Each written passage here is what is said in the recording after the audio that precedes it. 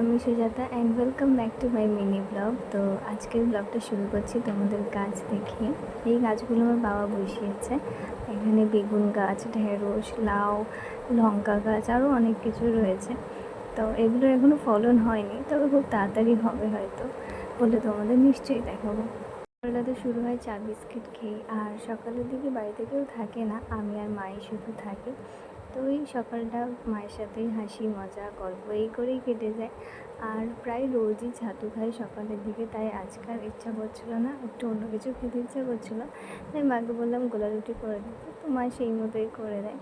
আর আজ সকালের দিকে বানিয়েছিলাম এই ক্রোশের স্ক্রাঞ্চিটা, আর কয়েকটা হচ্ছে এই পাফ গার্ডারগুলো, যেগুলো তোমরা রাবার ব্যান্ড হিসেবেও ব্যবহার করতে পারো, আর অ্যাজ আ ক্লিপও ব্যবহার করতে পারো এগুলো।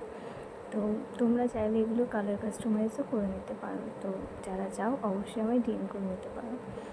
আর তারপর অনেক দিন রাধাকৃষ্ণের ড্রেসটাও চেঞ্জ করে দেওয়া হয়নি, তো আজকে সময় ছিল বলে হাতে সেটাও করে নিলাম। আর যা গরম পড়েছে, এনাদের একটু স্নান হয়ে গেল এই গরমের মধ্যে। আর এই তোমরা জানো এনাদের কেমন লাগছে নতুন সাজ পোশাকে। আর এই যা গরম পড়েছে, অন্য কিছু খাওয়ার ইচ্ছেই জাগে না, তাই মাকে আজকে বলেছিলাম একটু পান্তা করতে। তো শরীরের পক্ষে এটা ভীষণই ভালো, এই গরমে খাওয়াও যায়। তো যাই হোক, বিকালের দিকে এই যে অবশেষে বৃষ্টির একটু দেখা পেলাম, কিন্তু খুব যে বৃষ্টি হয়েছে তা না। বৃষ্টি দেখে আমিও বেরিয়ে গিয়েছিলাম ভিজতে, কিন্তু ভেজার মতো অতটাও বৃষ্টি হয়নি।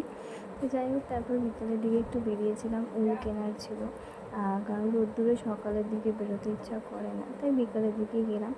আর সব কটা উল পাইনি, যেগুলো চেয়েছিলাম আমি 4টেই পেয়েছি, তো সেটাই নিয়েছিলাম। আর এখানে একটা অর্ডারের কাজ করছিলাম আমি, যেটা কয়েকদিন ধরে পড়ে আছে, আমার উলের কারণে পরে উঠতে পারছিলাম না, তো সেটারই কাজ করছিলাম। তার মধ্যে হঠাৎ করে তখন 8টা নাগাদ আবারও বৃষ্টি চলে আসে, হঠাৎ ঝমঝমিয়ে, বেশ ভালো লাগছিলো, মনটা খুশি হয়ে গিয়েছিল। তো যাই হোক, আজকের ব্লগটা এটুকুই।